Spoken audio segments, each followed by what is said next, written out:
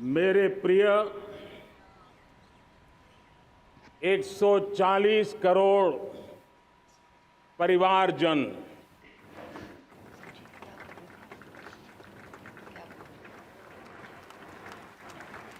दुनिया का सबसे बड़ा लोकतंत्र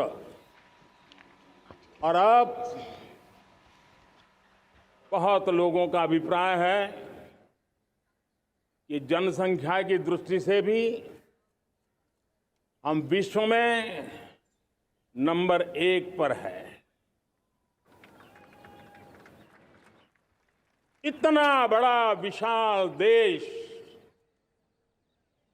140 करोड़ देश के मेरे भाई बहन, मेरे परिवारजन आज आजादी का पर्व मना रहे हैं। मैं देश के कोटि कोटि जनों को, देश और दुनिया में भारत को प्यार करने वाले, भारत का सम्मान करने वाले, भारत का गौरव करने वाले कोटि कोटि जनों को आजादी के इस महान पवित्र पर्व की अनेक अनेक शुभकामनाएं देता हूं। मेरे प्यारे परिवारजन, पूज्य बापू के नेतृत्व में असहयोग का आंदोलन, सत्याग्रह की मूवमेंट और भगत सिंह, सुखदेव, राजगुरु जैसे अनगिनत वीरों का बलिदान, उस पीढ़ी में शायद ही कोई व्यक्ति होगा जिसने देश की आजादी में अपना योगदान न दिया हो। मैं आज देश की आजादी के जंग में जिन जिन ने योगदान दिया है, बलिदान दिए हैं, त्याग किया है, तपस्या की है, उन सबको आदरपूर्वक नमन करता हूं, उनका अभिनंदन करता हूं। आज 15 अगस्त महान क्रांतिकारी और अध्यात्म जीवन के ऋषितुल्य प्रणेता श्री अरबिंदो की 150वीं जयंती पूर्ण हो रही है। ये वर्ष स्वामी दयानंद सरस्वती के 150वीं जयंती का वर्ष है। ये वर्ष रानी दुर्गावती के 500वीं जन्मशती का बहुत ही पवित्र अवसर है, जो पूरा देश बड़े धामधूम से मनाने वाला है। ये वर्ष मीराबाई, भक्ति योग की सिरमौर मीराबाई के 525 वर्ष का भी ये पावन पर्व है। ये बार जो 26 जनवरी हम मनाएंगे, वो हमारे गणतंत्र दिवस की 75वीं वर्षगांठ होगी।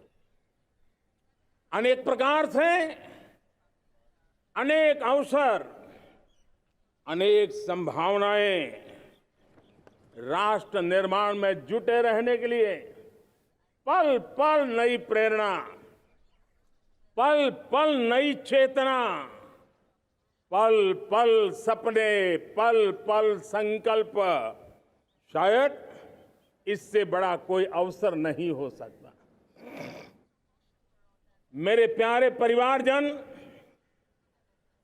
इस बार प्राकृतिक आपदा ने देश के अनेक हिस्सों में अकल्पनीय संकट पैदा किए।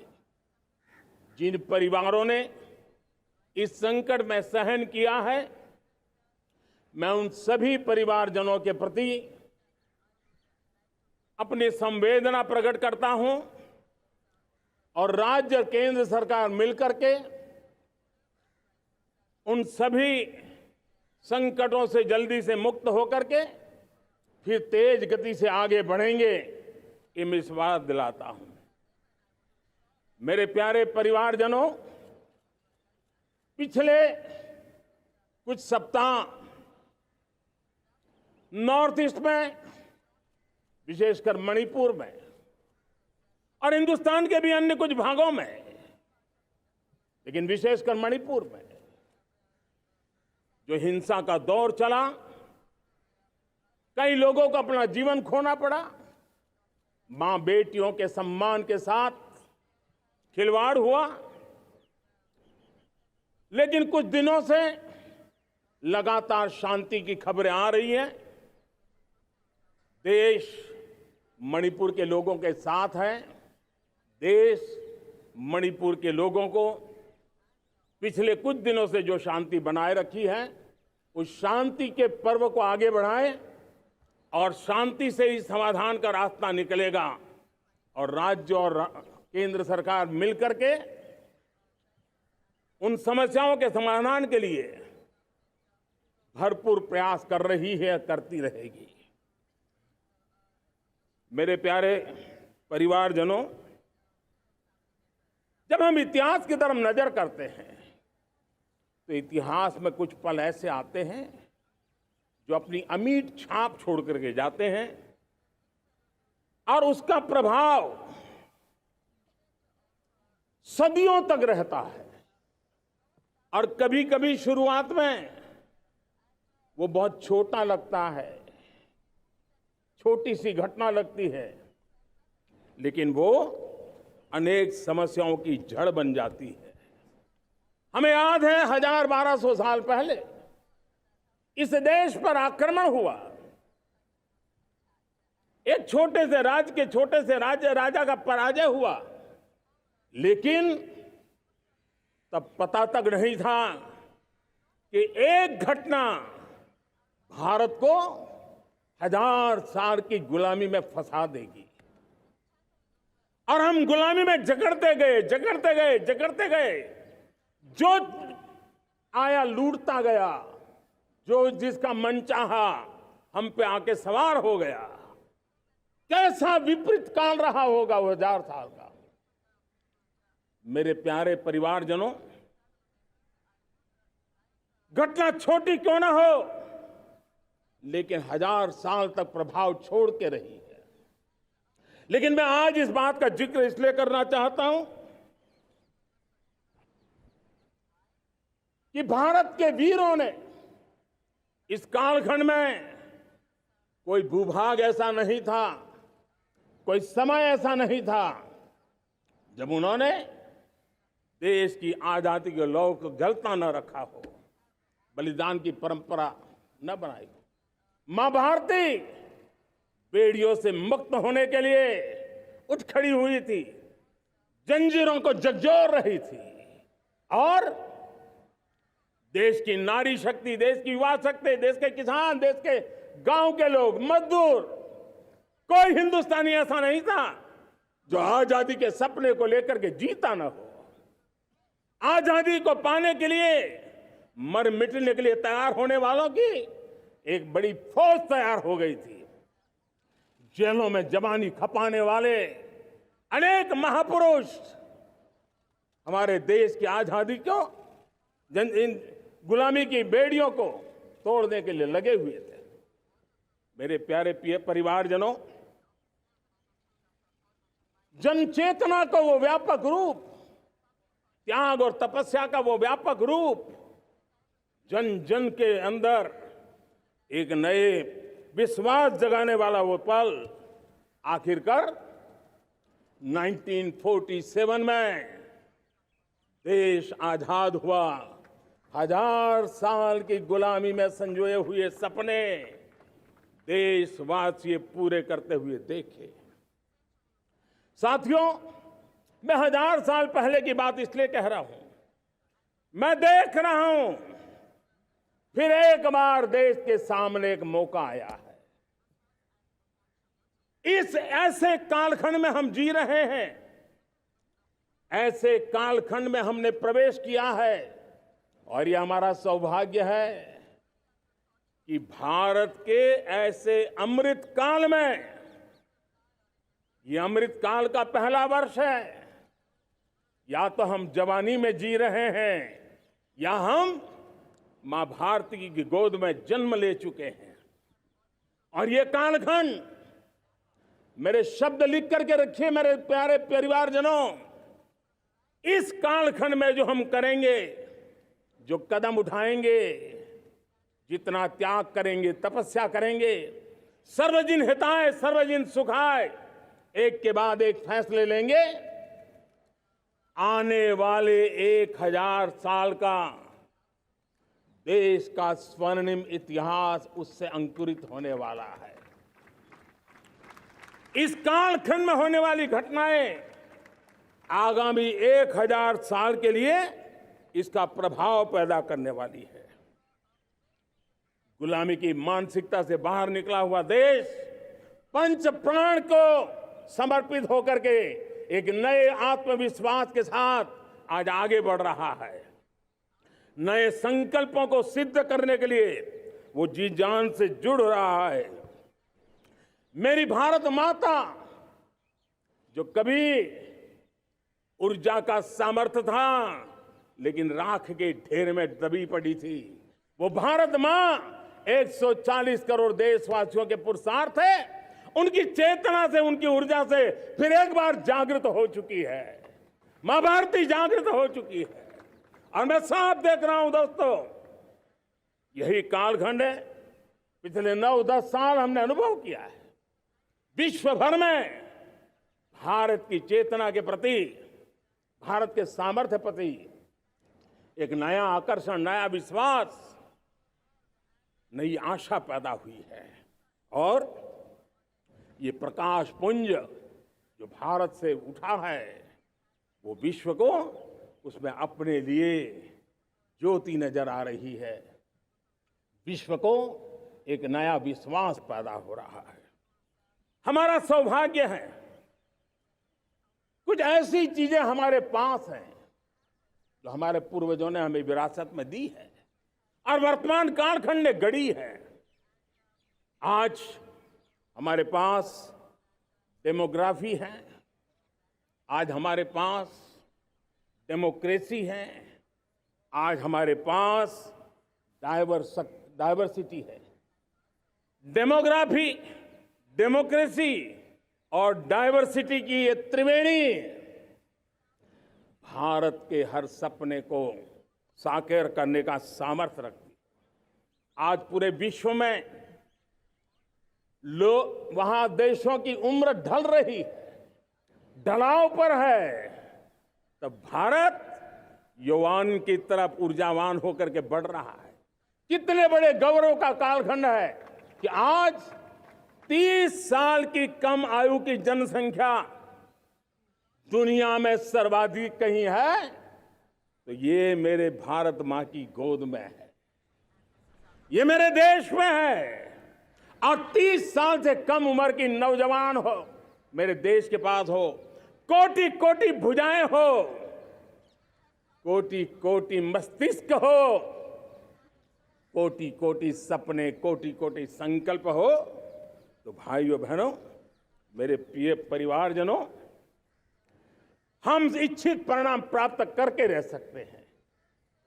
मेरे प्यारे परिवारजनों, देश का भाग्य ऐसी घटनाएं बदल देती है। यह सामर्थ्य देश के भाग्य को बदल देता है।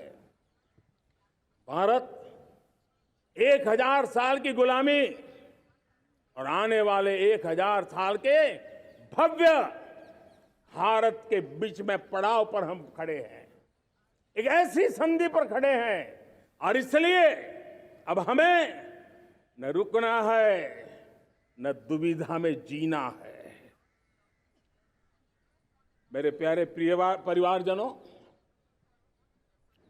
हमें खोई हुई उस विरासत का गर्व करते हुए, खोई हुई समृद्धि को प्राप्त करते हुए, हमें फिर एक बार,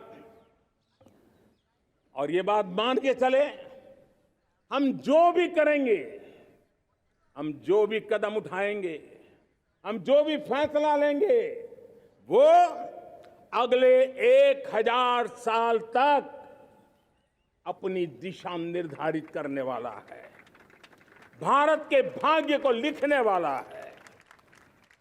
मैं आज मेरे देश के नौजवानों को, मेरे देश की बेटे बेटियों को ये जरूर कहना चाहूंगा, जो सौभाग्य आज मेरे युवाओं को मिला है, ऐसा सौभाग्य शायद ही किसी के नसीब होता है जो आपके नसीब हुआ है। और इसलिए हमें ये गंवाना नहीं है। युवा शक्ति पर मेरा भरोसा है, युवा शक्ति में सामर्थ्य है, और हमारी नीतियां, हमारी रीतियां भी उस युवा सामर्थ्य को और बल देने के लिए है। आज मेरे युवाओं ने दुनिया में पहले 3 स्टार्टअप इकोसिस्टम में भारत को स्थान दिला दिया है। विश्व के युवाओं को अचंभा हो रहा है भारत के इस सामर्थ्य को लेकर के, भारत की इस ताकत को देख करके। आज दुनिया टेक्नोलॉजी ड्रिवन है और आने वाला युग टेक्नोलॉजी से प्रभावित रहने वाला है, और तब टेक्नोलॉजी में भारत की जो टैलेंट है उसकी एक नई भूमिका रहने वाली है। साथियों, मैं पिछले दिनों G20 समिट में बाली गया था, और बाली में दुनिया के समृद्ध देश, दुनिया के विकसित देश भी, उनके मुखिया मुझे भारत की डिजिटल इंडिया की सफलता के लिए बारीकियों से जानने के लिए इच्छुक थे। हर कोई इसका सवाल पूछता था, और जब मैं उनको कहता था कि भारत ने जो कमाल किया है ना, वो दिल्ली, मुंबई, चेन्नई तक सीमित नहीं है। भारत ने जो कमाल कर रहा है, मेरे टियर 2, टियर 3 सिटी के युवा भी आज मेरे देश का भाग्य गढ़ रहे हैं, छोटे छोटे स्थान के मेरे नौजवान। और मैं आज बड़े विश्वास से कहता हूं, देश का ये जो सामर्थ्य नया नजर आ रहा है, और इसलिए मैं कहता हूं, हमारे छोटे शहर आकार और आबादी में छोटे हो सकते हैं। ये हमारे छोटे छोटे शहर, हमारे कस्बे आकार और आबादी में छोटे हो सकते हैं, लेकिन आशा और आकांक्षा, प्रयास और प्रभाव वो किसी से कम नहीं है। वो सामर्थ्य उनके अंदर है।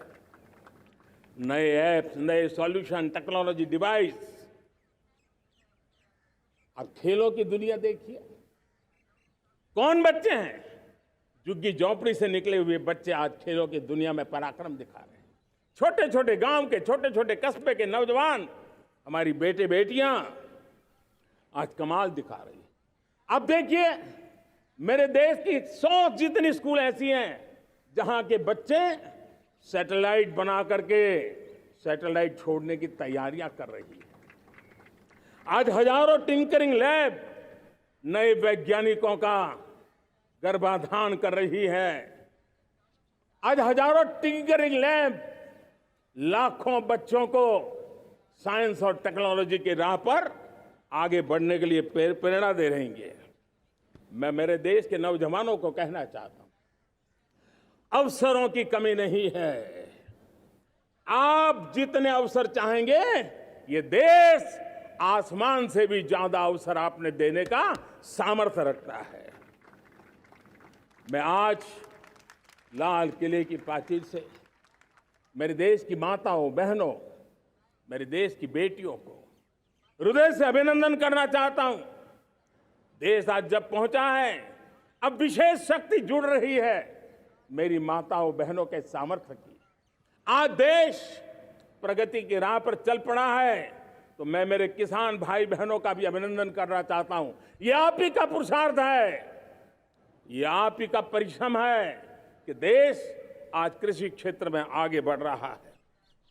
मैं मेरे मजदूरों का, मेरे श्रमिकों का, मेरे प्रिय परिवारजन, ऐसे कोटि कोटि श्रमिकों को आज मैं नमन करता हूं, उनका अभिनंदन कर रहा हूं।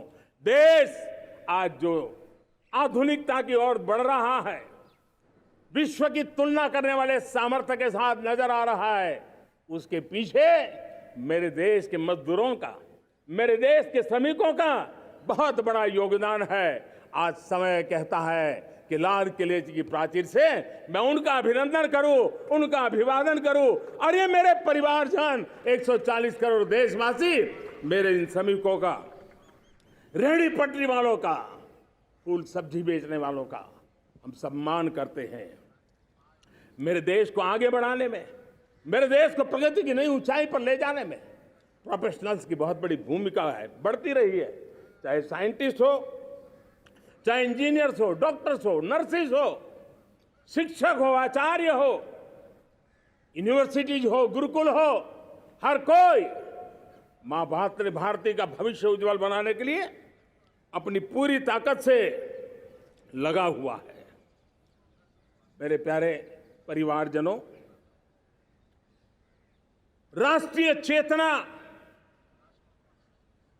वो एक ऐसा शब्द है जो हमें चिंताओं से मुक्त कर रहा है, और आज वो राष्ट्रीय चेतना ये सिद्ध कर रही है कि भारत का सबसे बड़ा सामर्थ्य बना है भरोसा, भारत का सबसे बड़ा सामर्थ्य बना है विश्वास। जन जन में हमारा विश्वास, जन जन का सरकार पर विश्वास, जन जन का देश के उज्जवल भविष्य पर विश्वास, और विश्व का भी भारत के प्रति विश्वास।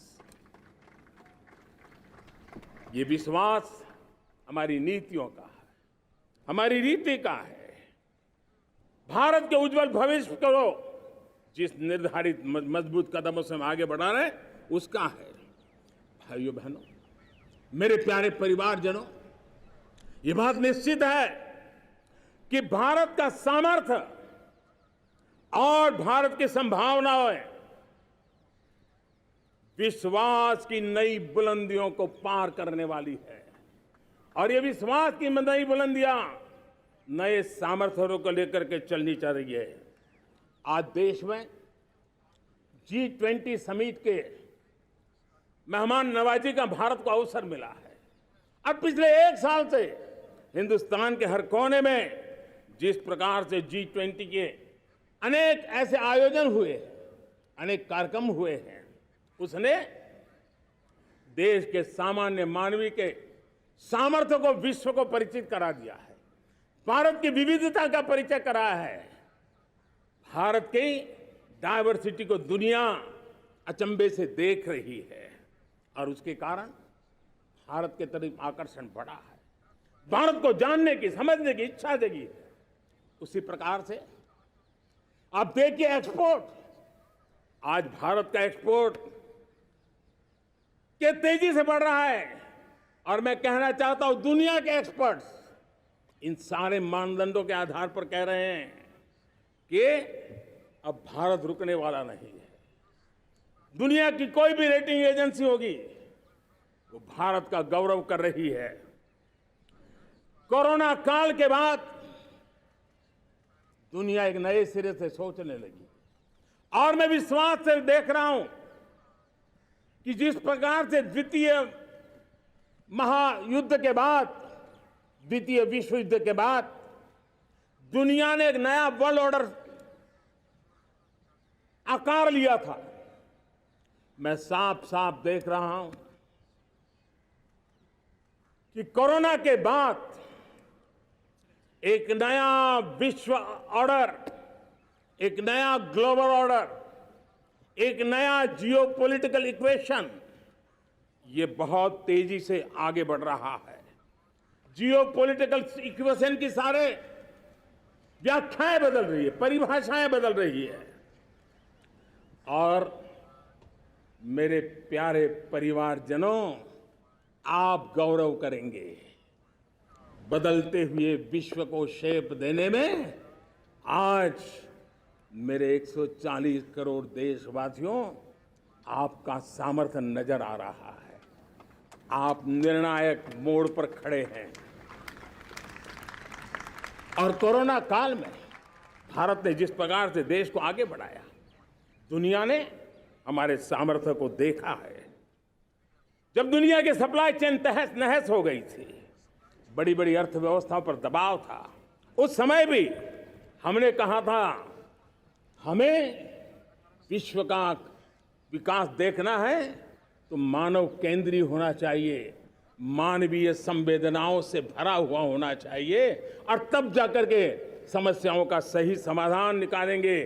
और कोविड ने हमें सिखाया है या हमें मजबूर किया है, लेकिन मानवीय संवेदनाओं को छोड़ करके हम विश्व का कल्याण नहीं कर सकते। आज भारत ग्लोबल साउथ की आवाज बन रहा है।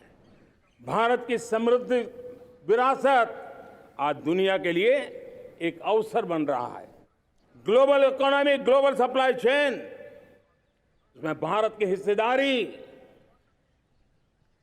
मैं पक्का विश्वास से कहता हूं, आज जो भारत ने परिस्थिति पैदा हुई है, आज जो भारत ने कमाया है, वो दुनिया में स्थिरता की गारंटी लेकर के आया है। दोस्तों, अब न हमारे मन में, न 140 करोड़ मेरे परिवारजनों के मन में, और न ही दुनिया के मन में कोई इफ्स है, कोई बट्स है। विश्वास बन चुका है। मेरे प्यारे देशवासियों, अब गेंद हमारे पाले में है। हमें अवसर जाने नहीं देना चाहिए, हमें मौका छोड़ना नहीं चाहिए। भारत में मैं मेरे देशवासियों का इसलिए भी अभिनंदन करता हूं कि मेरे देशवासियों में एक नीर-क्षीर विवेक का सामर्थ्य है, समस्याओं की जड़ों को समझने का सामर्थ्य है। और इसीलिए 2014 में मेरे देशवासियों ने 30 साल के अनुभव के बाद तय किया कि देश को आगे ले जाना है तो स्थिर सरकार चाहिए, मजबूत सरकार चाहिए, पूर्ण बहुमत वाली सरकार चाहिए। और देशवासियों ने एक मजबूत और स्थिर सरकार बनाई। और 3 दशकों के जो अनिश्चितता का कालखंड था, जो अस्थिरता का कालखंड था, जो राजनीतिक मजबूरियों से देश जकड़ा हुआ था, उससे मुक्ति मिली। मेरे प्यारे परिवारजनों, देश के पास आज एक ऐसी सरकार है, वो सर्वजन हिताय सर्वजन सुखाय, देश के संतुलित विकास के लिए समय का पल पल और जनता की पाई पाई, जनता की भलाई के लिए लगा रही है। और मेरी सरकार, मेरे देशवासियों का मन एक बात से जुड़ा हुआ है। हमारे हर निर्णय, हमारे हर दिशा, उसका एक ही मानदंड है, नेशन फर्स्ट, राष्ट्र प्रथम। और राष्ट्र प्रथम यही दूरगामी परिणाम, सकारात्मक परिणाम पैदा करने वाला है। देश में बड़े स्तर पर काम हो रहा है। और लेकिन मैं कहना चाहूंगा, 2014 में आपने एक मजबूत सरकार बनाई, और मैं कहता हूं 2014 में और 2019 में आपने एक सरकार फॉर्म की, तो मोदी में रिफॉर्म करने की हिम्मत आई। आपने ऐसी सरकार फॉर्म की कि मोदी को रिफॉर्म की हिम्मत आई। और जब मोदी ने एक के बाद एक रिफॉर्म किए, तो मेरे ब्यूरोक्रेसी के लोग, मेरे लाखों हाथ पैर जो हिंदुस्तान के कोने कोने में सरकार के हिस्से के रूप में काम कर रहे हैं, उन्होंने, ब्यूरोक्रेसी ने ट्रांसफॉर्म करने के लिए, परफॉर्म करने की जिम्मेवारी बखूबी निभाई। और उन्होंने परफॉर्म करके दिखाया, और जनता जनार्दन जुड़ गई, तो वो ट्रांसफॉर्म होता भी नजर आ रहा है। और इसलिए रिफॉर्म, परफॉर्म, ट्रांसफॉर्म, ये कालखंड अब भारत के भविष्य को गढ़ रहा है। और हमारी सोच, देश की उस ताकतों को बढ़ावा देने पर है जो आने वाले 1000 साल की नींव को मजबूत करने वाले हैं। दुनिया को युवा शक्ति की जरूरत है, युवा स्किल की जरूरत है। हमने अलग स्किल मिनिस्ट्री बनाई, वो भारत की आवश्यकताओं को तो पूरी करेगी, वो दुनिया की आवश्यकताओं को पूरी करने का भी सामर्थ्य रखेगी। हमने जल शक्ति मंत्रालय बनाया। मंत्रालय की बनाने की रचना को भी अगर कोई एनालिसिस करेगा ना, तो इस सरकार के मन मस्तिष्क को बड़े अच्छे ढंग से आप समझ पाएंगे। हमने जल शक्ति मंत्रालय बनाया। ये जल शक्ति मंत्रालय हमारे देश के एक एक देशवासियों को पीने का शुद्ध पानी पहुंचे, पर्यावरण की रक्षा के लिए पानी के प्रति संवेदनशील व्यवस्थाएं विकसित हो, उस पर हम बल रहे हैं। हमारे देश में कोरोना के बाद दुनिया देख रही है, होलिस्टिक हेल्थ केयर ये समय की मांग है। हमने अलग आयुष मंत्रालय बनाया और योग और आयुष आज दुनिया में अपना परचम लहरा रहे हैं। हमने दुनिया को हमारे कमिटमेंट के कारण विश्व का हमारे प्रति ध्यान गया है। अगर हम ही हमारे इस सामर्थ्य को नकार देंगे तो फिर दुनिया कैसे स्वीकार करेगी। लेकिन जब मंत्रालय बना तो दुनिया को भी उसका मूल्य समझने आया। मत्स्य पालन, हमारा इतना बड़ा समुद्री तट, हमारे कोटि कोटि मछुआरे भाई बहन, उनका कल्याण भी हमारे दिलों में है। और इसलिए हमने अलग से मत्स्य पालन को लेकर के, पशुपालन को लेकर के, डेयरी को लेकर के अलग मंत्रालय की रचना की, ताकि समाज के जिस वर्ग के लोग पीछे रह गए उनको हम साथ लें। देश में सरकारी अर्थव्यवस्था के हिस्से होते हैं, लेकिन समाज की अर्थव्यवस्था का एक बड़ा हिस्सा है कोऑपरेटिव मूवमेंट। उसको बल देने के लिए, उसको आधुनिकता लाने के लिए और देश के कोने कोने में लोकतंत्र की एक सबसे बड़ी इकाई को मजबूत करने के लिए हमने अलग कोऑपरेटिव मंत्रालय बनाया। और वो हमारी सहकारी संस्थाएं उसका जाल बिछा रहा है, ताकि गरीब से गरीब की वहां सुनवाई हो, उसकी आवश्यकताओं की पूर्ति हो, और वो भी राष्ट्र के विकास की योगदान में एक छोटी इकाई का हिस्सा बनकर के उसमें वो योगदान दे रखें। हमने सहकार से समृद्धि का रास्ता अपनाया है।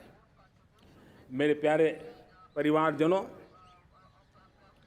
जब हम लोग 14 में आए थे तो हम वैश्विक अर्थव्यवस्था में 10वें नंबर पर थे, और आज 140 करोड़ देशवासियों का पुरुषार्थ रंग लाया है कि हम विश्व की अर्थव्यवस्था में 5वें नंबर पर पहुंच चुके हैं। और ये ऐसे ही नहीं हुआ है।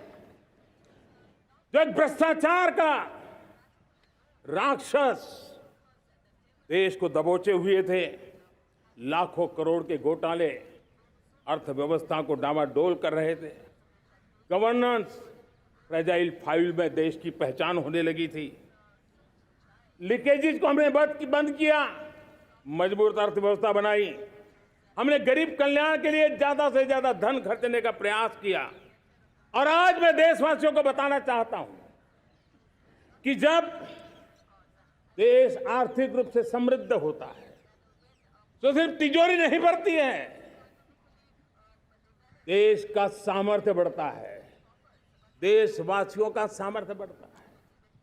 और तिजोरी का पाई पाई अगर ईमानदारी से जनता जनार्दन के लिए खर्च करने का संकल्प लेने वाली सरकार हो तो परिणाम के साथ है। मैं 10 साल का हिसाब तिरंगे की साक्षी में लाल किले की प्राचीर से मेरे देशवासियों को दे रहा हूं। आंकड़े देख करके आपको लगेगा इतना बड़ा बदलाव, इतना बड़ा सामर्थ्य। 10 साल पहले राज्यों को 30 लाख करोड़ रुपए भारत सरकार की तरफ से जाते थे। पिछले 9 साल में यह आंकड़ा 100 लाख करोड़ पर पहुंचा है। पहले स्थानीय निकाय के विकास के लिए भारत सरकार के खजाने से 70,000 करोड़ रुपया जाता था। आज वो 3 लाख करोड़ से भी ज्यादा जा रहा है। पहले गरीबों के घर बनाने के लिए 90,000 करोड़ रुपया खर्च होता था। आज वो 4 गुना होकर के 4 लाख करोड़ से भी ज्यादा खर्च गरीबों के घर बनाने के लिए हो रहा है। पहले गरीबों को यूरिया सस्ता मिले, जो यूरिया की बैग दुनिया के कुछ बाजारों में 3,000 में बिकती है, वो यूरिया की बैग मेरे किसानों को 300 में मिले। और इसलिए देश की सरकार 10 लाख करोड़ रुपया मेरे किसानों की यूरिया में सब्सिडी दे रहा है। मुद्रा योजना 20 लाख करोड़ रुपए, उससे भी ज्यादा मेरे देश के नौजवानों को स्वरोजगार के लिए, अपने व्यवसाय के लिए, अपने कारोबार के लिए दिए हैं। 8 करोड़ लोगों ने नया कारोबार शुरू किया है। और 8 करोड़ लोगों ने कारोबार शुरू किया है, ऐसा नहीं, हर कारोबारी ने एक या दो लोगों को रोजगार दिया है। 8 से 10 करोड़ नए लोगों को रोजगार देने का सामर्थ्य ये मुद्रा योजना से लाभ लेने वाले 8 करोड़ नागरिकों को रहा है। एमएसएमई को करीब 3.5 लाख करोड़ रुपए की मदद से कोरोना के संकट में भी उनको डूबने नहीं दिया, मरने नहीं दिया, उनको एक ताकत दी है। 1 रैंक 1 पेंशन मेरे देश के सेना के जवानों का एक सम्मान का विषय था। 70,000 करोड़ रुपया भारत की तिजोरी से आज पहुंचा है, मेरे निवृत्त सेना के नायकों के जेब में, उनके परिवार में पहुंचा है। सभी कैटेगरी में, मैंने तो कुछ ही गिनाए, मैं ज्यादा समय लेना नहीं चाहता। हर कैटेगरी में पहले की तुलना में अनेक गुना धन देश के विकास के लिए, कोने कोने में रोजगार पैदा करने के लिए, पाई पाई का उपयोग भारत का भाग्य बदलने के लिए हो, और इसलिए हमने काम किया है। और मेरे प्यारे प्रियजनों, इतना ही नहीं, हमने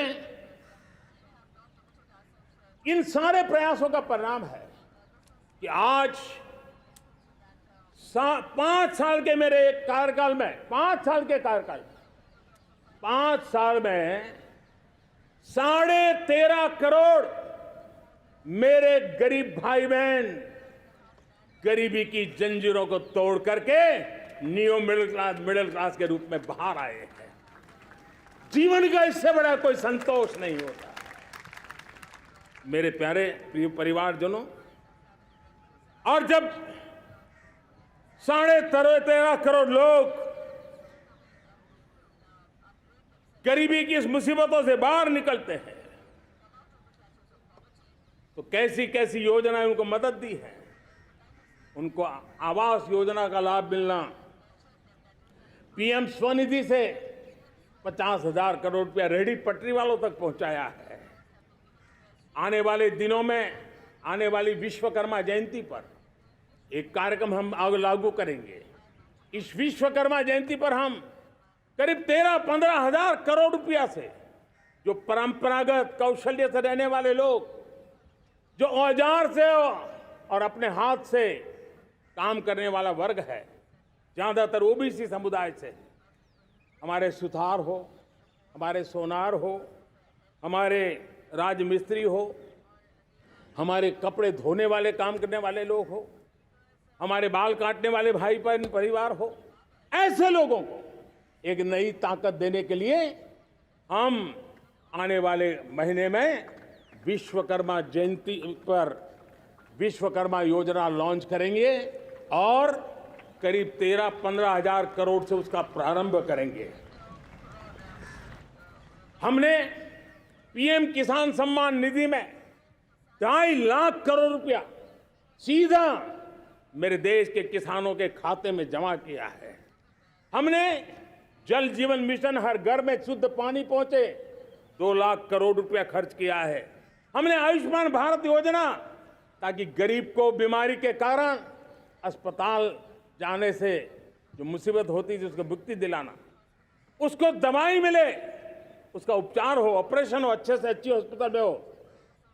आयुष्मान भारत योजना के तहत 70,000 करोड़ रुपए हमने लगाए हैं।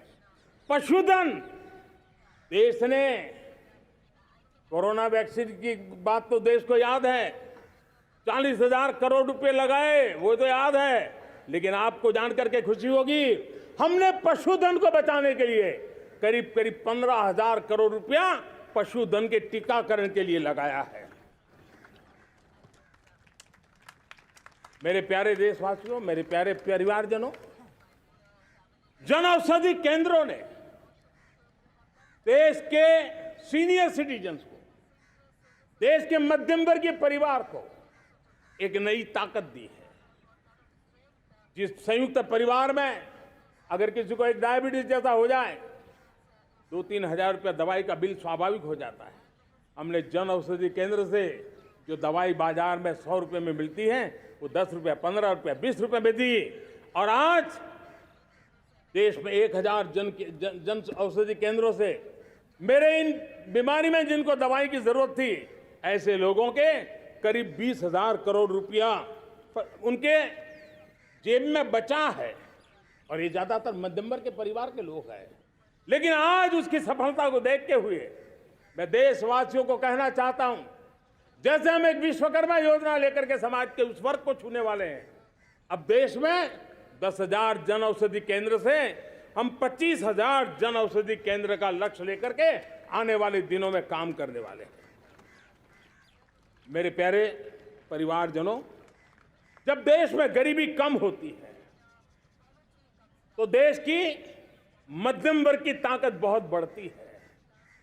और अगर दुनिया में, और मैं आपको विश्वास दिलाता हूं, आने वाले 5 साल में मोदी का गारंटी है, देश पहले 3 वैश्विक इकोनॉमी में अपना जगह ले लेगा। ये पक्का जगह ले लेगा।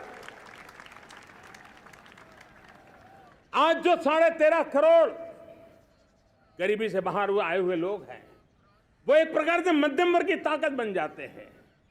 जब गरीब की खरीद शक्ति बढ़ती है तो मध्यम वर्ग की व्यापार शक्ति बढ़ती है। जब गांव की खरीद शक्ति बढ़ती है तब कस्बे और शहर की आर्थिक व्यवस्था और तेज गति से दौड़ती है। और यही इंटरकनेक्टेड हमारा अर्थचक्र होता है। हम उसको बल देकर के आगे चलना चाहते हैं।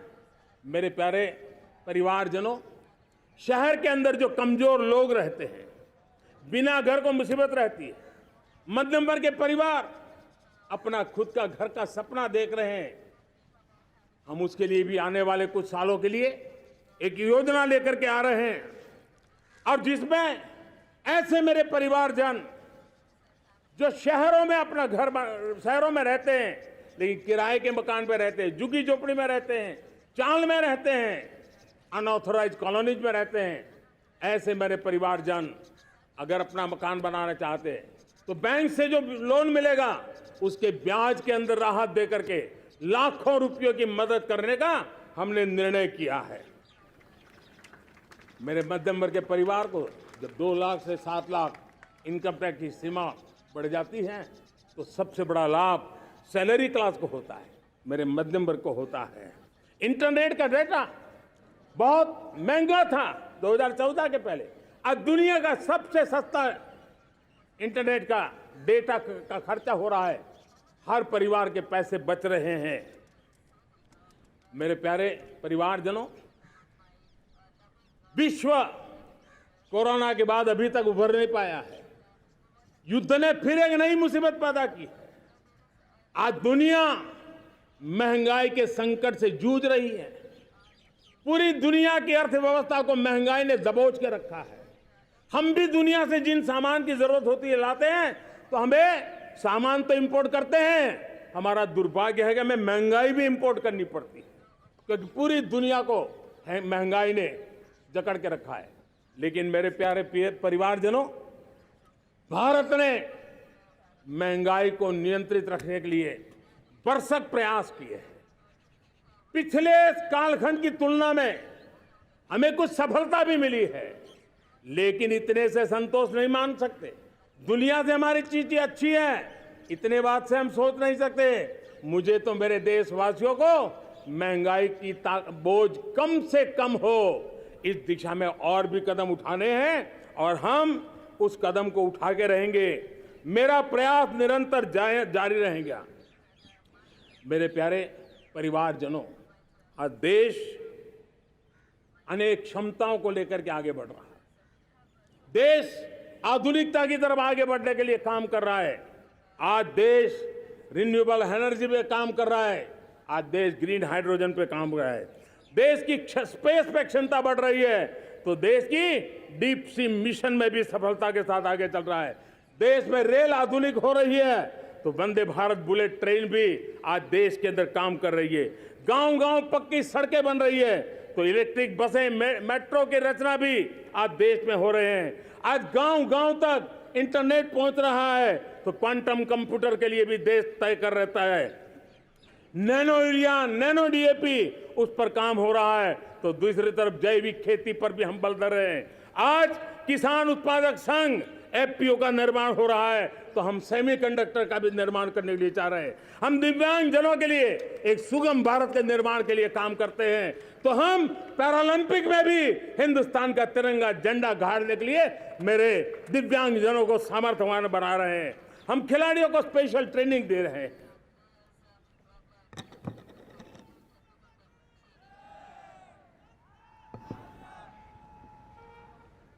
आज भारत पुरानी सोच, पुराने ढर्रे को छोड़ करके लक्ष्यों को तय करके लक्ष्यों को प्राप्त करने की राह से चल रहा है।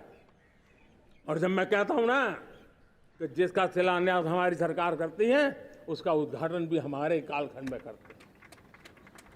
इन दिनों जो मैं शिलान्यास कर रहा हूं ना, आप लिख के रखिए, उसके उद्घाटन भी आप सबने मेरे नसीब में ही छोड़े हुए हैं। हमारी कार्य संस्कृति, बड़ा सोचना, दूर का सोचना, सर्वजन हिताय सर्वजन सुखाय सोचना, यह हमारी कार्यशैली रही है। और सोच से भी ज्यादा, संकल्प से भी ज्यादा हासिल कैसे करना, इस ऊर्जा के साथ हम काम करते हैं। हमने आजादी के काल अमृत महोत्सव में 75,000 अमृत सरोवर बनाने का संकल्प किया था। उस समय हमने हर जिले में 75 अमृत सरोवर बनाना संकल्प किया था। करीब 50-55 हजार अमृत सरोवर की कल्पना की थी, लेकिन आज करीब 75,000 अमृत सरोवर का काम निर्माण हो रहा है। ये अपने आप में बहुत बड़ा काम हो रहा है। जनशक्ति और जल शक्ति की ताकत भारत के पर्यावरण की रक्षा में भी काम आने वाली है। 18,000 गांवों तक बिजली पहुंचाना, जनधन बैंक खाते खोलना, बेटियों के लिए शौचालय बनाना, सारे टारगेट समय के पहले पूरी शक्ति से पूरे करेगा। और जब भारत ठान लेता है तो उसे पूरा करके रहता है। ये हमारा ट्रैक रिकॉर्ड कहता है। 200 करोड़ वैक्सीनेशन का काम, दुनिया हमें जब पूछती है 200 करोड़ सुनती है, उनकी आंखें फट जाती है। इतना बड़ा काम ये मेरे देश के आंगनवाड़ी वर्कर, हमारी आशा वर्कर, हमारी हेल्थ वर्कर, उन्होंने करके दिखाया। यह मेरे देश का सामर्थ्य है। 5G को रोल आउट किया, दुनिया में सबसे तेज गति से 5G रोल आउट करने वाला मेरा देश है। 700 से अधिक जिलों तक हम पहुंच चुके हैं और अब 6G की भी तैयारी कर रहे हैं। हमने टास्क फोर्स बना दिया है। रिन्यूएबल एनर्जी, हम टारगेट से पहले चले हैं। हमने रिन्यूएबल एनर्जी 2030 का जो टारगेट तय किया था, 21-22 में इसको पूरा कर दिया। हमने इथेनॉल में 20% ब्लेंडिंग की बात कही थी, वो भी हमने समय से 5 साल पहले पूरा कर दिया। हमने $500 बिलियन के एक्सपोर्ट की बात की थी, वो भी समय के पहले $500 बिलियन से ज्यादा कर दिया। हमने तय किया, जो हमारे देश में 25 साल से चर्चा हो रही थी कि देश में नई संसद बने, पार्लियामेंट का कोई सत्र ऐसा नहीं था नई संसद के। ये मोदी है, समय के पहले नई संसद बना करके रख दिया। मेरे प्यारे भाई बहनों, ये काम करने वाली सरकार है, निर्धारित लक्ष्यों को पार करने वाली सरकार है। ये नया भारत है, ये आत्मविश्वास से भरा हुआ भारत है। ये संकल्पों को चरितार्थ करने के लिए जी जान से जुटा हुआ भारत है। और इसलिए ये भारत न रुकता है, ये भारत न थकता है, ये भारत न हाँफता है और न ही ये भारत हारता है। और इसलिए मेरे प्यारे परिवारजनों, आर्थिक शक्ति बढ़ी है तो हमारी सामरिक शक्ति को भी एक नई ताकत मिली है। हमारी सीमाएं पहले से अधिक सुरक्षित हुई है और मेरे सीमा पर बैठे हुए मेरे जवान जो देश की सीमाओं की रक्षा कर रहे हैं और मेरे देश की आंतरिक सुरक्षा के संभालने वाले यूनिफॉर्म फोर्सेस, मैं आजादी के इस पावन पर्व पर उनको भी अनेक अनेक बधाई देते हुए मेरी बात को आगे बढ़ाता हूं। सेना का अधिकरण हो, हमारी सेना युवा बने, हमारी सेना बैटल के लिए रेडी, युद्ध योग्य बने, इसलिए निरंतर रिफॉर्म का काम आज हमारी सेना में हो रहा है। मेरे प्यारे परिवारजनों, आए दिन हम लोग सुना करते थे, यहां बम धमाका हुआ, वहां बम धमाका हुआ, हर जगह पे लिखा हुआ रहता था कि इस बैग को मत छूना, अनाउंसमेंट होते रहते थे। आज देश सुरक्षा की अनुभूति कर रहा है और जब सुरक्षा होती है, शांति होती है, तो प्रगति के नए अरमान हम पूरे कर सकते हैं। उसको लिए सीरियल बम धमाके का जमाना बीती हुई बात हो गई है। निर्दोषों के जो मौत होते थे वो बीते हुए कल की बात हो गई है। आज देश में आतंकी हमलों में भारी कमी आई है। नक्सल प्रभावित क्षेत्रों में भी बहुत बड़ा बदलाव आया है, बहुत बड़ा परिवर्तन का एक वातावरण बना है। मेरे प्यारे परिवारजनों, प्रगति के हर चीज में, लेकिन जब 2047 हम एक विकसित भारत का सपना लेकर के चल रहे हैं तब, और वो सपना नहीं, 140 करोड़ देशवासियों का संकल्प है और उस संकल्प को सिद्ध करने के लिए परिश्रम की पराकाष्ठा भी है। और उसकी सबसे बड़ी ताकत होती है वो राष्ट्रीय चरित्र होता है।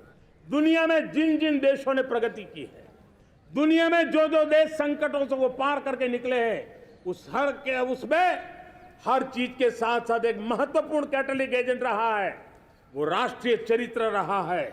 और हमें राष्ट्रीय चरित्र के लिए और बल देते हुए हमें आगे बढ़ना होगा।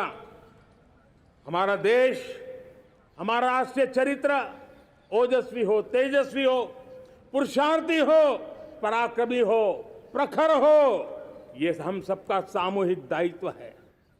और आने वाले 25 साल हम एक ही मंत्र को लेकर चले, ये हमारे राष्ट्रीय चरित्र के सिरमौर होना चाहिए। एकता का संदेश, भारत की एकता को जीना, भारत की एकता को आंच आए, न ऐसी मेरी भाषा होगी, न ऐसा मेरा कोई कदम होगा। हर पल देश को जोड़ने का प्रयास मेरी तरफ से भी होता रहेगा। भारत की एकता हमें सामर्थ्य देती है। उत्तर हो, दक्षिण हो, पूर्व हो, पश्चिम हो, गांव हो, शहर हो, पुरुष हो, नारी हो, हम सब ने एकता के भाव के साथ और विविधता भरे देश में एकता का सामर्थ्य होता है। और दूसरी महत्व की बात मैं देख रहा हूं, अगर 2047 में हमें हमारे देश को विकसित भारत के रूप में देखना है तो हमें श्रेष्ठ भारत के मंत्र को जीना होगा, हमें चरितार्थ करना होगा। अब हमारे प्रोडक्शन में, मैंने 2014 में कहा था जीरो डिफेक्ट, जीरो इफेक्ट। दुनिया के किसी भी टेबल पर मेक इन इंडिया चीज हो तो दुनिया को विश्वास होना चाहिए, इससे बेहतर दुनिया में कुछ नहीं हो सकता है। ये अल्टीमेट होगा। हमारी हर चीज, हमारी सर्विसेज होगी तो श्रेष्ठ होगी, हमारे शब्द की ताकत होगी तो श्रेष्ठ होगी, हमारी संस्थाएं होगी तो श्रेष्ठ होगी, हमारी निर्णय प्रक्रियाएं होगी तो श्रेष्ठ होगी। ये श्रेष्ठता का भाव लेकर के हमें चलना होगा। तीसरी बात है, देश में आगे बढ़ाने के लिए एक अतिरिक्त शक्ति का सामर्थ्य भारत को आगे ले जाने वाला है, और वो है विमेन लेड डेवलपमेंट। आज भारत गर्व से कह सकता है कि दुनिया में नागरिक उड्डयन में अगर किसी एक देश में सबसे ज्यादा विमेन पायलट है तो मेरे देश में है। आज चंद्रयान की गति हो, मून मिशन की बात हो, मेरी विमेन साइंटिस्ट उसका नेतृत्व कर रहे हैं। आज विमेन सेल्फ हेल्प ग्रुप हो, मेरी 2 करोड़ लखपति दीदी का लक्ष्य लेकर के आज विमेन सेल्फ हेल्प ग्रुप पे हम काम कर रहे हैं। हम हमारी नारी शक्ति के सामर्थ्य को बढ़ावा देते हुए विमेन लेड डेवलपमेंट के, और जब G20 में मैंने विमेन लेड डेवलपमेंट के विषय को आगे बढ़ाया है तो पूरा G20 समूह इसके महत्व को स्वीकार कर रहा है, और उसके महत्व को स्वीकार कर करके वो उसको बहुत बल दे रहे हैं। उसी प्रकार से भारत विविधताओं से भरा देश है। असंतुलित विकास के हम शिकार रहे हैं। मेरा पराया का के कारण हमारे देश के कुछ हिस्से उसके शिकार रहे हैं। अब हमें रीजनल एस्पिरेशंस को, संतुलित विकास को बल देना है, और रीजनल एस्पिरेशंस को लेकर के उस भावना को हमें सम्मान देते हुए, जैसे हमारी भारत माँ का कोई, हमारा शरीर का कोई अंग अगर अविकसित रहे तो हमारा शरीर विकसित नहीं माना जाएगा। हमारा शरीर का कोई अंग दुर्बल रहे तो हमारा शरीर स्वस्थ नहीं माना जाएगा। वैसे ही मेरी भारत माता, उसका कोई एक भूभाग भी, समाज का कोई तबका भी अगर दुर्बल रहे तो मेरी भारत माता समर्थ है, स्वस्थ है, ऐसा बैठ करके हम नहीं बैठ सकते। और इसलिए रीजनल एस्पिरेशंस को हमने एड्रेस करने की आवश्यकता है, और इसलिए हम समाज का सर्वांगीण विकास हो, सर्वस्पर्शी विकास हो, भूभाग के हर क्षेत्र को उसकी अपनी ताकत को खिलने का अवसर मिले, उस दिशा में आगे बढ़ना चाहते हैं। मेरे प्यारे परिवारजनों, भारत एक मदर ऑफ डेमोक्रेसी है। भारत मॉडल ऑफ डाइवर्सिटी भी है। भाषाएं अनेक हैं, बोलियां अनेक हैं, परिधान अनेक हैं, विविधताएं बहुत है। हमने उन सारे लोगों को आधार पर आगे बढ़ना है। मेरे प्यारे परिवारजनों, देश के जब मैं एकता की बात करता हूं, तब अगर घटना मणिपुर में होती है तो पीड़ा महाराष्ट्र में होती है। अगर बाढ़ आसाम में आती है तो बेचैन केरला हो जाता है। हिंदुस्तान के किसी भी हिस्से में कुछ भी हो, हम एक अंगांगी भाव की अनुभूति करते हैं। मेरे देश की बेटियों पर जुल्म न हो, यह हमारा सामाजिक भी दायित्व है, यह हमारा पारिवारिक दायित्व भी है, और ये देश के नाते हम सबका दायित्व है। आज जब अफगानिस्तान से गुरु ग्रंथ साहब के स्वरूप को लाते हैं तो पूरा देश गौरव की अनुभूति करता है। जब आज दुनिया के किसी देश में कोविड के काल में मेरा कोई सिख भाई लंगर लगाता है, भूखों को खिलाता है, और दुनिया में वाहवाही होती है, तो हिंदुस्तान का सीना चौड़ा हो जाता है।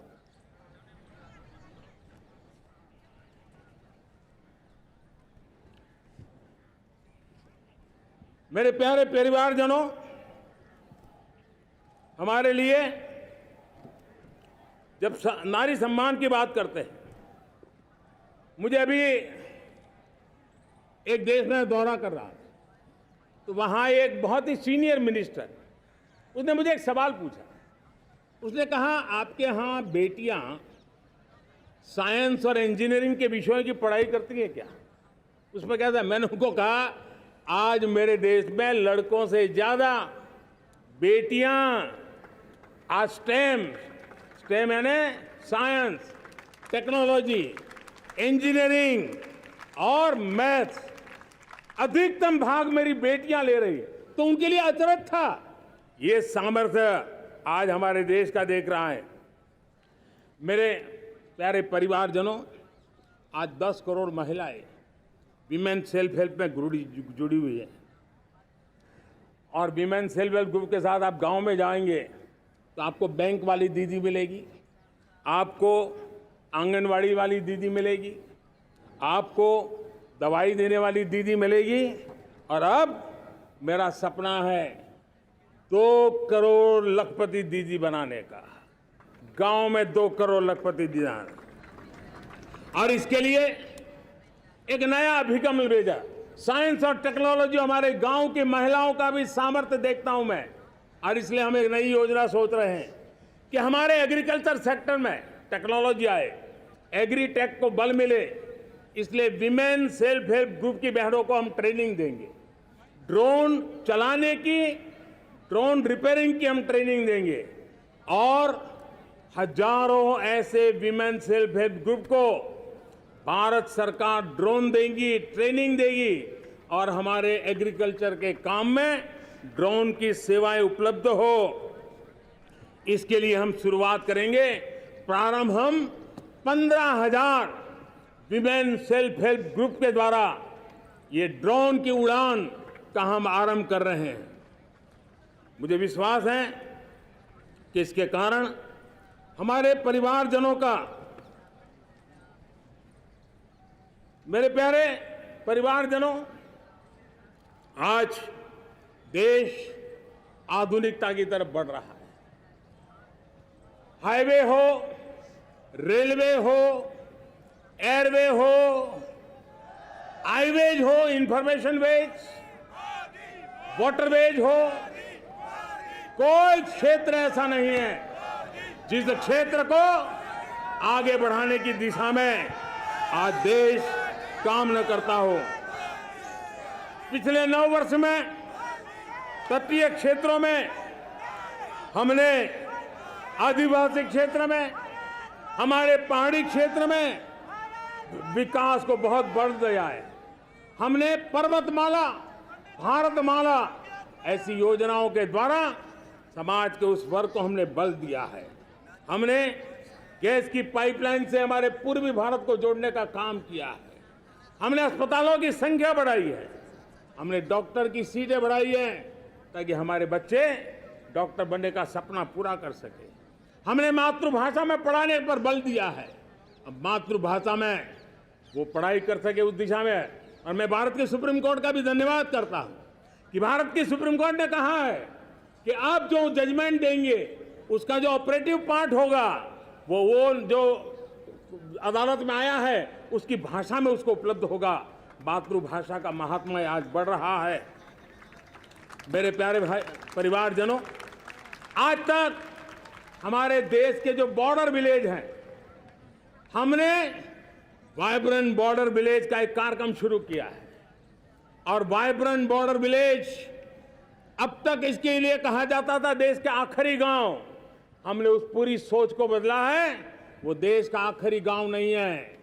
सीमा पर जो नजर आ रहा है वो मेरे देश का पहला गांव है। अगर सूरज उगता है पूरब में तो उस तरफ के गांव में पहली सूरज की किरण आती है। अगर सूरज ढलता है तो इस तरफ के गांव में आखिरी किरण उसका लाभ मिलता है। ये मेरे पहले गांव है और मुझे खुशी है कि आज मेरे इस कार्यक्रम के विशेष मेहमान, ये जो पहले गांव है, सीमावर्ती गांव है, उसके 600 प्रधान आज इस लाल किले की प्राचीर के इस महत्वपूर्ण कार्यक्रम का हिस्सा बनने के लिए आए। पहली बार वो इतनी दूर तक आए हैं, नए संकल्प और सामर्थ्य के साथ जुड़ने के लिए आया है। मेरे प्यारे परिवारजनों, हमने संतुलित विकास के लिए एस्पिरेशनल डिस्ट्रिक्ट, एस्पिरेशनल ब्लॉक की कल्पना की और आज उसके सुखद परिणाम मिल रहे हैं।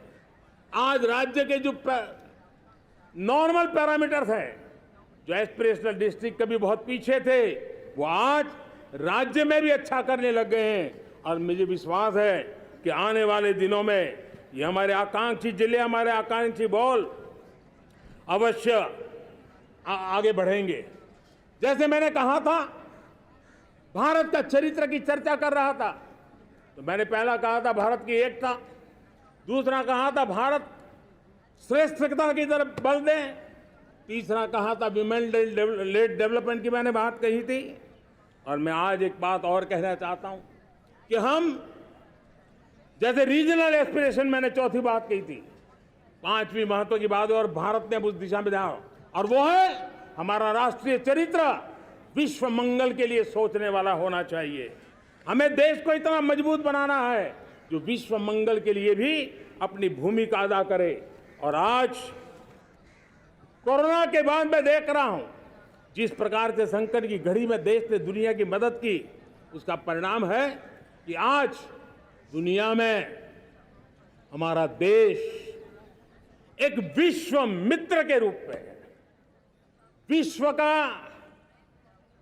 अटूट साथी के रूप में आज मेरे देश की पहचान बनी है। हमें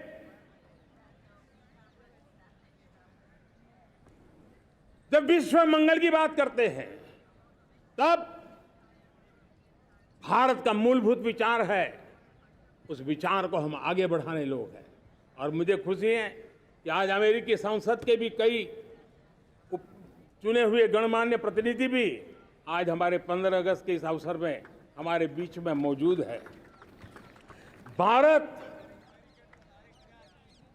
की सोच कैसी है, हम विश्व मंगल की बात को कैसे आगे बढ़ाते हैं। अब देखिए, हम जब सोचते हैं तो क्या कहते हैं, हमने दुनिया के सामने ये दर्शन रखा है और दुनिया उस दर्शन को लेकर के हमारे साथ जुड़ रही है। हमने कहा one sun, one world, one grid. Renewable energy के क्षेत्र में एक बहुत बड़ा हमारा स्टेटमेंट है, आज दुनिया उसको स्वीकार कर रही है। कोविड के बाद हमने दुनिया को कहा हमारा अप्रोच होना चाहिए वन अर्थ, वन हेल्थ। समस्याओं का समाधान तभी होगा जब मानव को, पशु को, पौधे को बीमारी के संबंध में समान रूप से एड्रेस किया जाएगा, तब जाकर के हम करेंगे। हमने G20 समिट के लिए दुनिया के सामने कहा है one world, one family, one future. इस सोच को लेकर के चल रहे हैं। हमने क्लाइमेट को लेकर के दुनिया जो संकट से जूझ रही है, हमने रास्ता दिखाया है, लाइफ मिशन लॉन्च किया है, लाइफस्टाइल फॉर एनवायरनमेंट। हमने दुनिया के सामने इंटरनेशनल सोलर अलायंस बनाया और आज दुनिया के कई देश इंटरनेशनल सोलर अलायंस का हिस्सा बन रहे हैं। हमने बायोडायवर्सिटी का महत्व देखते हुए बिग कैट अलायंस की व्यवस्था को हमने आगे बढ़ाया है। हमने प्राकृतिक आपदा के कारण, ग्लोबल वार्मिंग के कारण इंफ्रास्ट्रक्चर का जो नुकसान होता है, उसके लिए दूरगामी व्यवस्थाओं की जरूरत है और इसलिए coalition for disaster resilient infrastructure CDRI एक समाधान के रूप में दुनिया को दिया है। विश्व आज समुद्रों को संघर्ष का केंद्र बना रहा है, तब हमने दुनिया को सागर का प्लेटफॉर्म दिया है जो वैश्विक समुद्रिक शांति की गारंटी बन सकता है। हमने पारंपरिक चिकित्सा पद्धतियों को बल देते हुए WHO का ग्लोबल लेवल का सेंटर हिंदुस्तान में बनाने की दिशा में काम किया है। हमने योग और आयुष के द्वारा विश्व कल्याण और विश्व के स्वस्थता की दिशा में काम किया है। और आज भारत विश्व मंगल की मजबूत नींव डाल रहा है। इस मजबूत नींव को आगे बढ़ाना हम सबका काम है, हम सबकी जिम्मेवारी है। मेरे प्यारे परिवारजनों, सपने अनेक है, संकल्प साफ है, नीतियां स्पष्ट है, नीयत के सामने कोई सवाल या निशान नहीं है। लेकिन कुछ सच्चाइयों को हमें स्वीकार करना पड़ेगा और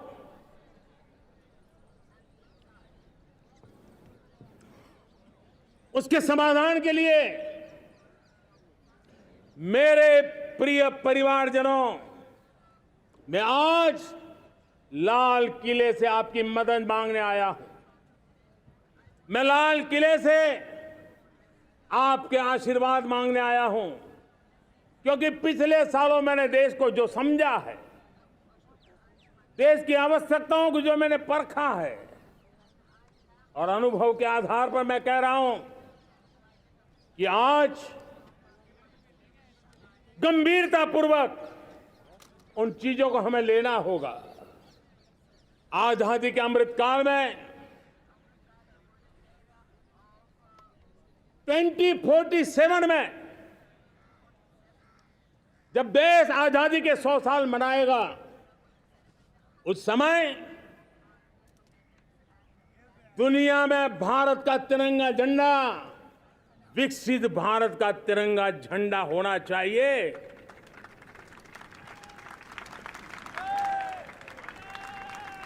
रत्ती भर भी हमें रुकना नहीं है, पीछे नहीं हटना है। और इसके लिए शुचिता,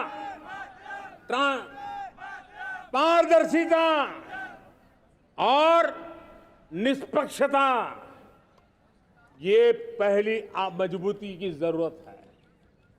हमें उस मजबूती को जितना ज्यादा खाद पानी दे सकते हैं, संस्थाओं के माध्यम से दे सकते हैं, नागरिक के नाते दे सकते हैं, परिवार के नाते दे सकते हैं, ये हमारा सामूहिक दायित्व होना चाहिए। और इसलिए पिछले 75 साल का इतिहास देखिए, भारत के सामर्थ्य में कोई कमी नहीं थी। अरे जो देश कभी सोना की चिड़िया कहा जाता था, वो देश क्यों न फिर से उस सामर्थ्य को लेकर के खड़ा हो सकता है। मेरा अटूट विश्वास है साथियों, मेरे प्रिय परिवारजनों, मेरा अखंड अटूट एक निष्ठ विश्वास है कि 2047 में जब देश आजादी के 100 साल मनाएगा, मेरा देश विकसित भारत बन के रहेगा। और ये मैं मेरे देश के सामर्थ्य के आधार पर कह रहा हूं, मेरे उपलब्ध संसाधनों के आधार पर कह रहा हूं, और सबसे ज्यादा 30 से कम आयु वाली मेरी युवा शक्ति के भरोसे कह रहा हूं, मेरी माताओं बहनों के सामर्थ्य के भरोसे कह रहा हूं। लेकिन उसके सामने अगर कोई रुकावट है, कुछ विकृतियां पिछले 75 साल में ऐसे घर कर गई है, हमारी समाज व्यवस्था का ऐसा हिस्सा बन गई है कि कभी कभी तो हम आंख भी बंद कर देते हैं। अब आंख बंद करने का समय नहीं है। अगर सपनों को सिद्ध करना है, संकल्प को पार करना है, तो हमें ये आंख मिचौली बंद करके, आंख में आंख मिला करके 3 बुराइयों से लड़ना बहुत समय की मांग है। हमारे देश की सारी समस्याओं की जड़ में भ्रष्टाचार ने दिमक की तरह देश की सारी व्यवस्थाओं को, देश के सामर्थ्य को पूरी तरह नोच लिया है। भ्रष्टाचार से मुक्ति, भ्रष्टाचार के खिलाफ जंग हर इकाई में, हर क्षेत्र में। और मैं देशवासियों, मेरे प्रिय परिवारजनों, ये मोदी के जीवन का कमिटमेंट है। ये मेरे अंतर्गत व्यक्तित्व का एक कमिटमेंट है कि मैं भ्रष्टाचार के खिलाफ लड़ाई लड़ता रहूंगा। दूसरा, हमारे देश को नोच लिया है परिवारवाद ने। इस परिवारवाद ने देश को जिस प्रकार से जकड़ के रखा है, उसने देश के लोगों का हक छीना है। और तीसरी बुराई तुष्टीकरण की है। ये तुष्टीकरण में भी देश के मूलभूत चिंतन को, देश के सर्व समावेशक हमारे राष्ट्रीय चरित्र को दाग लगा दिए हैं, तहस नहस कर दिया है इन लोगों ने। और इसलिए मेरे प्यारे देशवासियों, इसलिए मेरे प्यारे परिवारजनों, हमें इन 3 बुराइयों के खिलाफ पूरे सामर्थ्य के साथ लड़ना है। भ्रष्टाचार, परिवारवाद, तुष्टीकरण, ये चुनौतियां हमारे, ये ऐसी चीजें पनपी है जो हमारे देश के लोगों का जो आकांक्षा है उसका दमन करती है। हमारे देश के कुछ लोगों के पास जो छोटा मोटा सामर्थ्य है उसका शोषण करती है। ये ऐसी चीजें हैं जो हमारे लोगों की आशा आकांक्षाओं को सवाल या निशान में गाड़ देती है। हमारे गरीब हो, हमारे दलित हो, हमारे पिछड़े हो, हमारे पसमानदा हो, हमारे आदिवासी भाई बहन हो, हमारी माताएं बहनें हो, हमने सबने उनके हकों के लिए इन 3 बुराइयों से मुक्ति पानी है।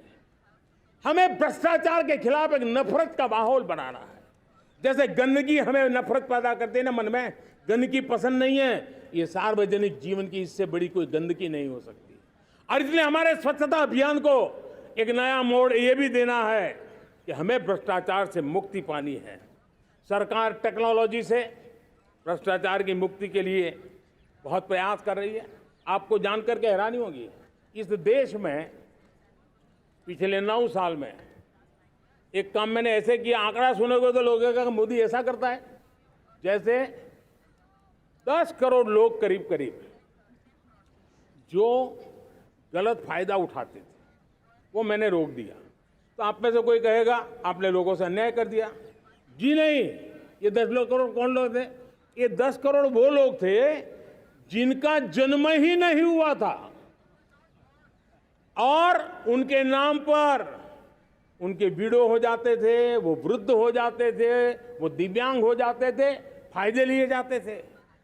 10 करोड़ ऐसे बेनामी जो चीजें चलती थी उसको रोकने का पवित्र काम, भ्रष्टाचारियों की संपत्ति जो हमने जब्त की है ना, वो पहले की तुलना में 20 गुना ज्यादा की है।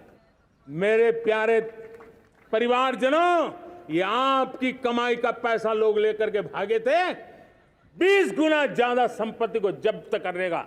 और इसलिए लोगों की मेरे प्रति नाराजगी होना बहुत स्वाभाविक है, लेकिन मुझे भ्रष्टाचार के खिलाफ की लड़ाई को आगे बढ़ाना है। हमारे सरकारी व्यवस्था ने पहले कैमरा के सामने तो कुछ हो जाता था, लेकिन बाद में चीजें अटक जाती थी। हमने पहले की तुलना में कई गुना ज्यादा अदालत में चार्जशीट की है और अब जमानतें भी नहीं मिलती हैं।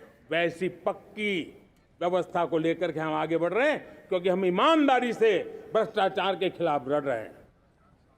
आज परिवारवाद और तुष्टीकरण, इसने देश का बहुत बड़ा दुर्भाग्य किया है। अब लोकतंत्र में ये कैसे हो सकता है कि पॉलिटिकल पार्टी, और मैं विशेष बल दे रहा हूं पॉलिटिकल पार्टी, आज मेरे देश के लोकतंत्र में एक ऐसी विकृति आई है जो कभी भारत के लोकतंत्र को मजबूती नहीं दे सकती। और वो क्या है बीमारी? परिवारवादी पार्टियां। और उनका तो मंत्र क्या है? Party of the family, by the family and for the family.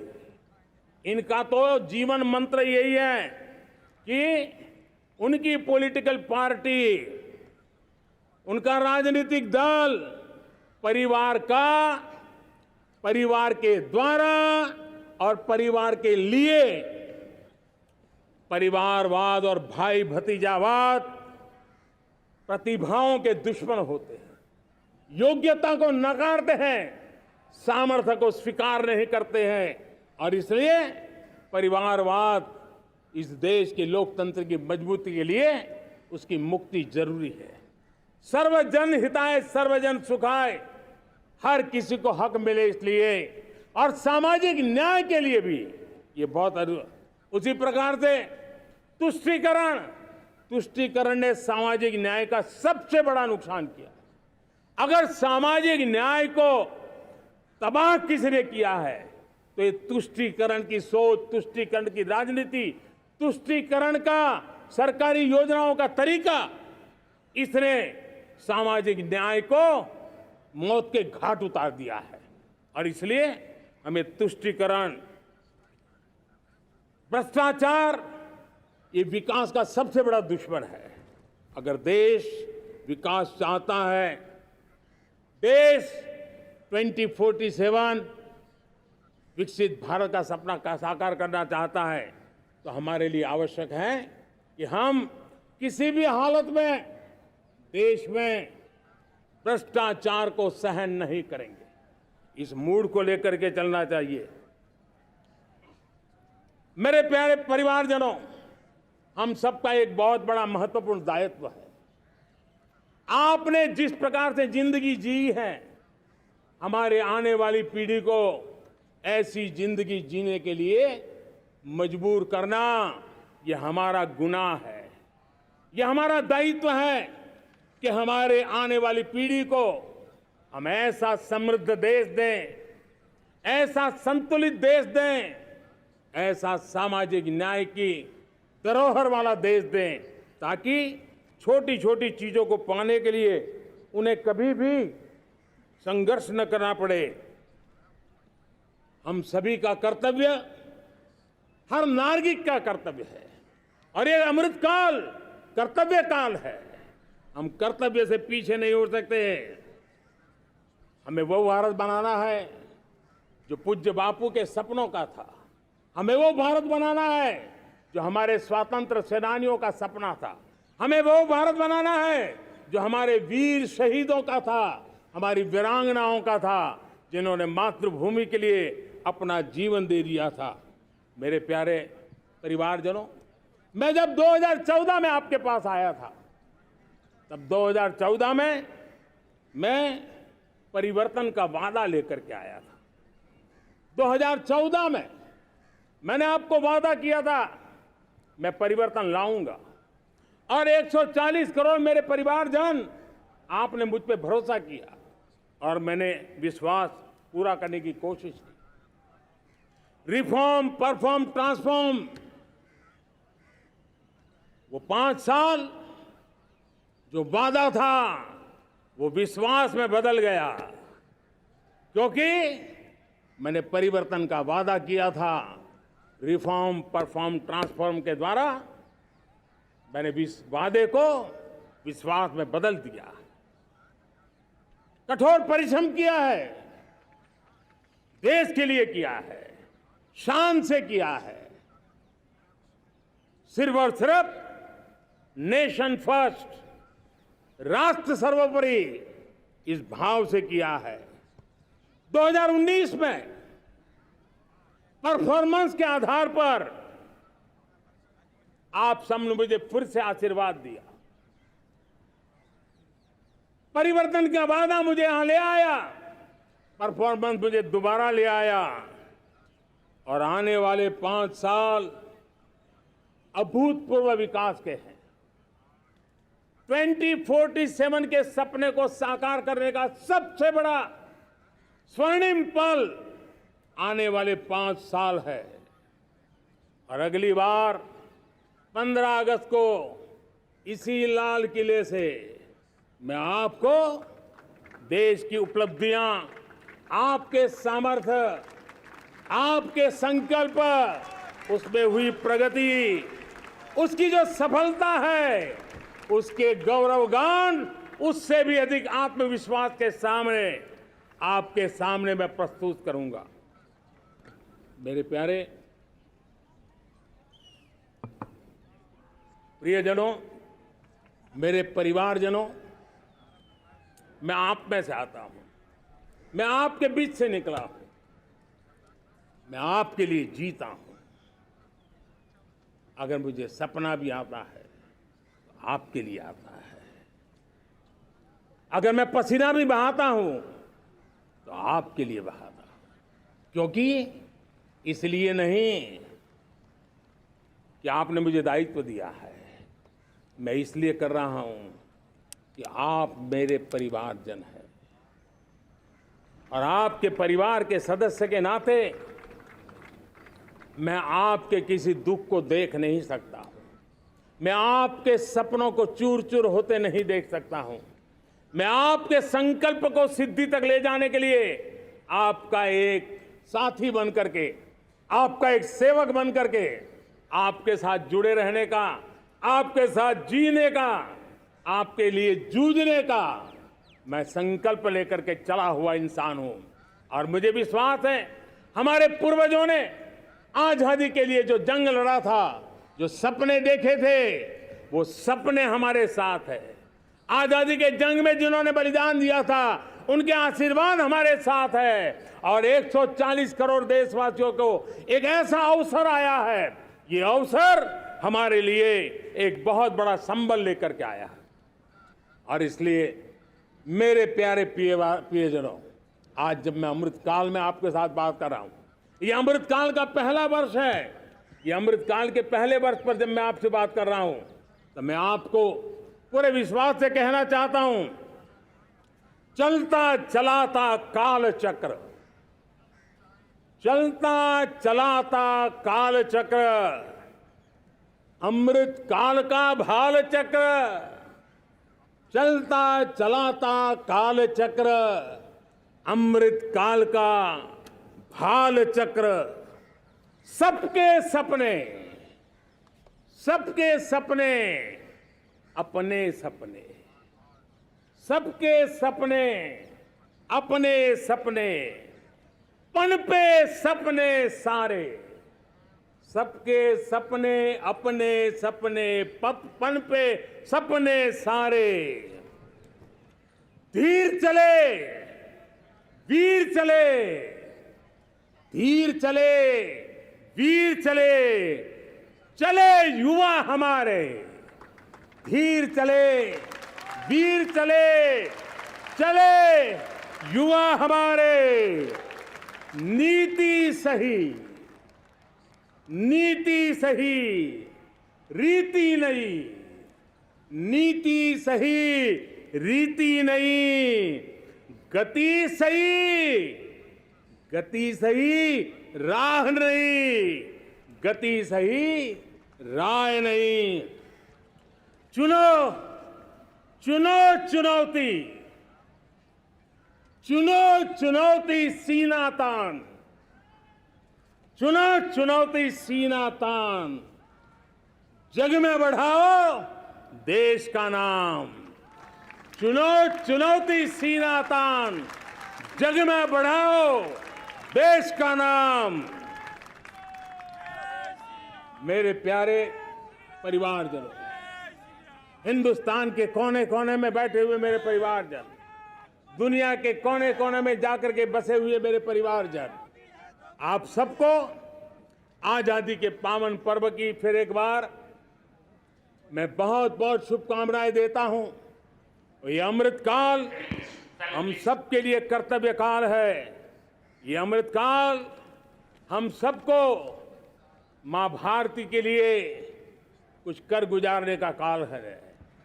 आजादी का जब जंग चल रहा था 1947 के पहले जो पीढ़ी ने जन्म लिया था उन्हें देश के लिए मरने का मौका मिला था। वो देश के लिए मरने के लिए मौका नहीं छोड़ते थे, लेकिन हमारे नसीब में देश के लिए मरने का मौका नहीं है। लेकिन हमारे लिए देश के लिए जीने का ये इससे बड़ा कोई अवसर नहीं होता। हमें पल पल देश के लिए जीना है। इसी संकल्प के साथ इस अमृतकाल में 140 करोड़ देशवासियों के सपने संकल्प भी बनाने हैं।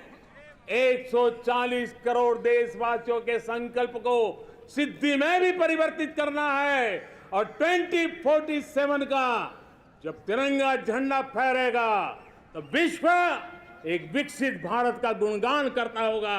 इसी विश्वास के साथ, इसी संकल्प के साथ मैं आप सबको अनेक अनेक शुभकामनाएं देता हूं, बहुत बहुत बधाई देता हूं। जय हिंद, जय हिंद, जय हिंद, भारत माता की, भारत माता की, भारत माता की, वंदे वंदे वंदे। बहुत बहुत धन्यवाद।